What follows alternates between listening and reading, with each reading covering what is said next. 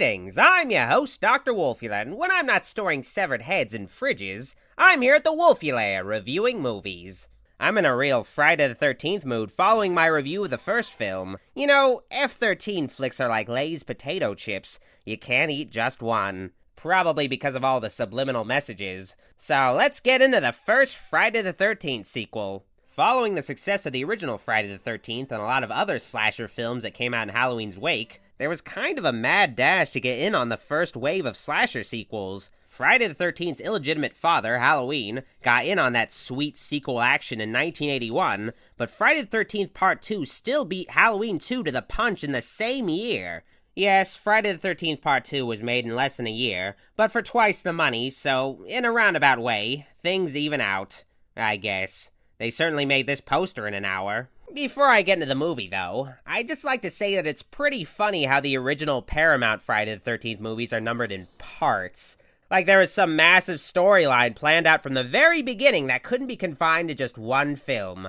Who knows? Maybe somewhere there's an unpublished manuscript containing the entire history of Crystal Lake, its inhabitants, and how everything within each film fits together. Until the day that manuscript is discovered, though, these movies are mostly about a killer who pops up on what may or may not be a Friday the 13th to kill some random people near a lake. A story for the ages. Friday the 13th Part 2 does not begin in the most, advisable way. Alice returns in this sequel, but she's reintroduced during a nap. Alice has a nightmare within said nap, which is just a recap of the final act of the original movie. The first 5 minutes of Part 2 is spent as a clip show that plays super important details like Alice and Mrs. Voorhees' catfight, or the policeman saying that the Jason nightmare that Alice had wasn't fucking real. Ma'am, we didn't find any boy. Yes, Alice has a nightmare of her nightmare of Jason. Jesus Christ. During this padded-out opening sequence, some details are dropped about Alice. She's off on her own, away from her family, so she can put her life back together. I just have to put my life back together, and this is the only way I know how. Yeah, apparently getting away from her family is the only way she knows how to put her life back together, following a run-in with a serial killer. Very specific. Besides providing that one little detail, Alice just fucking chills, man. Friday the 13th Part 2 is an innovator of slasher films in one regard. It features an early usage of the much-loved cat jump scare. Cause, you know, cats are well known for jumping through windows while hissing. Long story short, Alice runs by her fridge and she finds that she's out of eggs. Oh, also there's a severed head next to the milk, but that's normal. Though, maybe we have different grocery standards. An unknown assailant stabs Alice in the head, which, incidentally, is a terrible way to fix a bad haircut. Alright, so Alice is dead. Movie over, right? Well, no. Theatrically released movies usually aren't 10 minutes long, so there's a bonus 70-minute movie add-on that's a little better. Let's talk about that one! The story of Part 2 is next-level stuff. 5 years after Camp Crystal Lake's last failed reopening, some Fred from Scooby-Doo looking motherfucker named Paul Holt has opened his own camp at Crystal Lake, where he's training some quote-unquote teen camp counselors.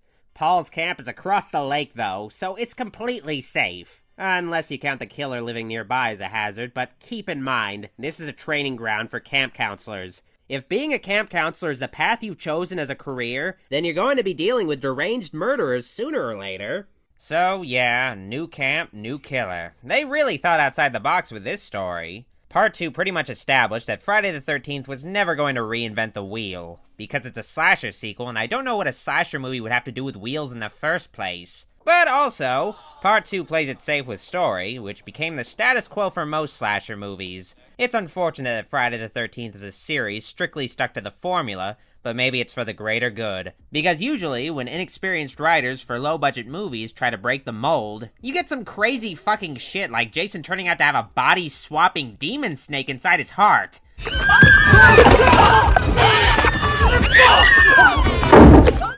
Maybe formulas exist for a reason. Besides, Part 2 may not be any more original than the original, but it sure as hell is an improvement in many regards. Let's talk about one of the key improvements, the characters. At the end of the day, most of these people we're spending time with are going to wind up getting slaughtered in an entertaining way, but we should at least feel something when that happens.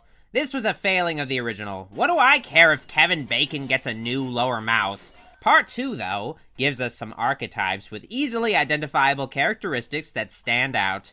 There's Ted, the ginger comedy relief. Jeff and Sandra, the sexually active couple, Scott, the asshole, and then there's Mark, the guy in a wheelchair that you're supposed to be sad about. Motorcycle accident.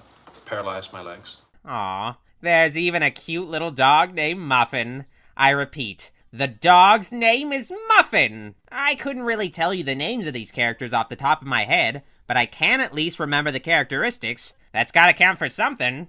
The only returning character that matters in part 2 is Crazy Ralph, who's up to his old tricks again. They didn't believe me. You're all doomed. You're all doomed. Haha, he's full of stuff like that. Unfortunately, though, this is Crazy Ralph's final Friday. At least he went peacefully. Killing the crazy old man that nobody believed is an empty gesture, Jason. Of course, the biggest character upgrade should be obvious. Paul. No, I'm just fucking with you.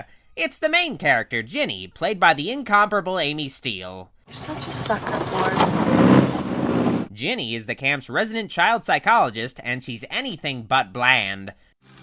Wrong, white man. Check. Mate. She's smart and sassy and strong and other S-words. Bullshit, Paul. Ginny was a huge departure from slasher film heroines at the time, who were usually bland clones of Laurie Strode, or Jamie Lee Curtis playing a bland clone of Laurie Strode. Ginny was an independent adult woman with a career path, and her job as a psychiatrist kind of makes her fill a Dr. Loomis-like role, especially when she diagnoses Jason Voorhees. What if there is a Jason?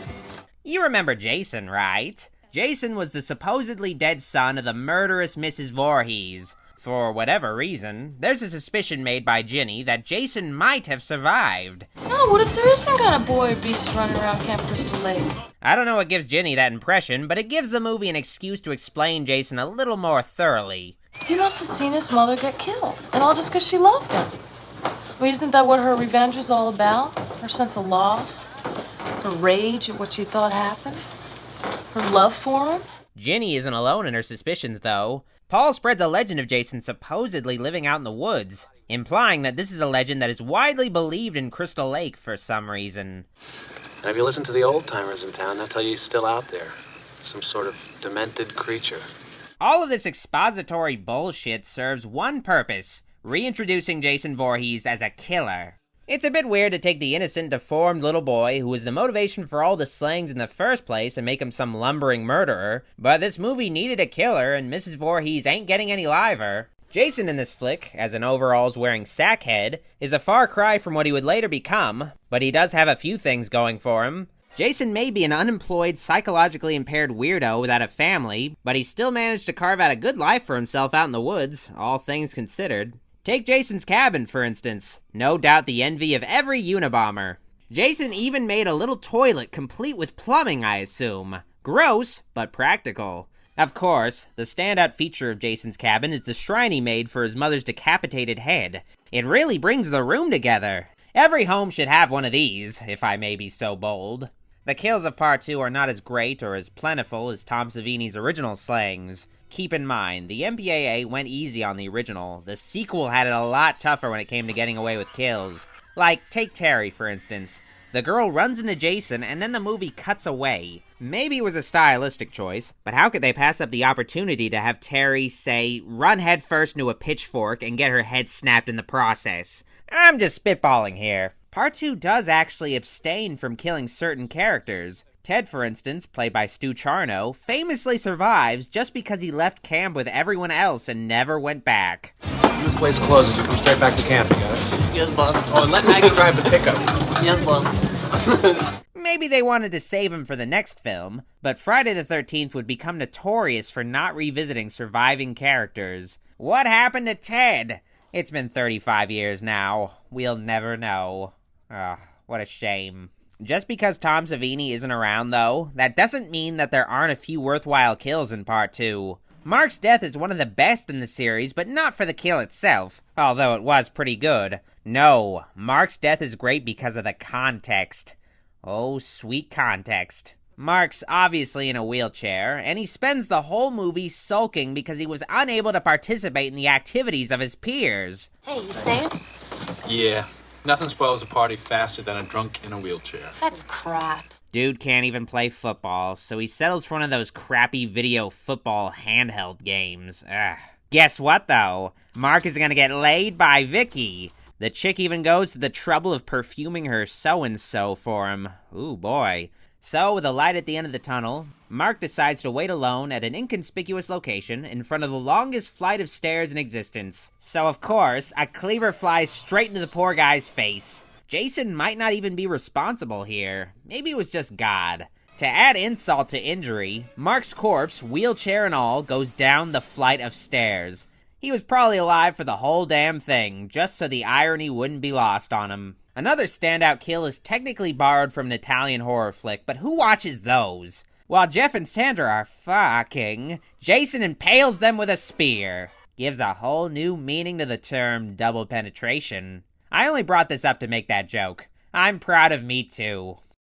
Alright, spoiler time, kids. Don't like it? Go to this time code and get the fuck out. Like most slasher movies, Part 2 runs out of ideas eventually, and a confrontation has to happen. 'Cause, you know, there needs to be an ending. Ginny and Paul return to camp, and they find that the place is quite dead.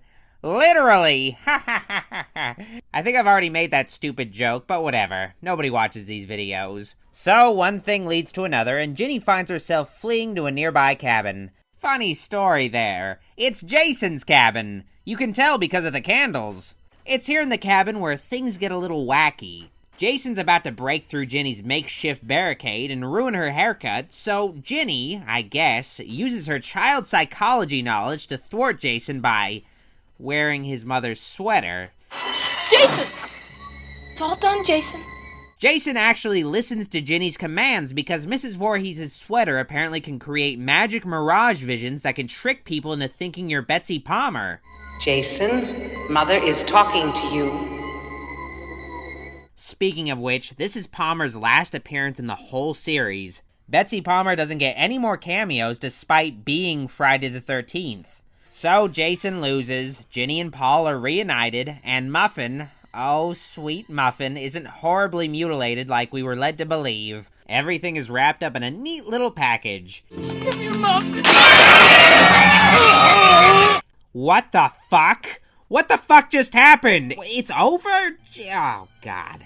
Yeah, Friday the 13th Part 2 is overall a good sequel as far as slasher sequels come. It improves over the original in many ways, and there's not as much boring filler. It's an entertaining little horror flick, which is all you can really hope for. I give Friday the 13th Part 2 a fridge head out of randomly exploding text. Welcome to God's country. My truck! This is my truck! Asshole! This is my truck!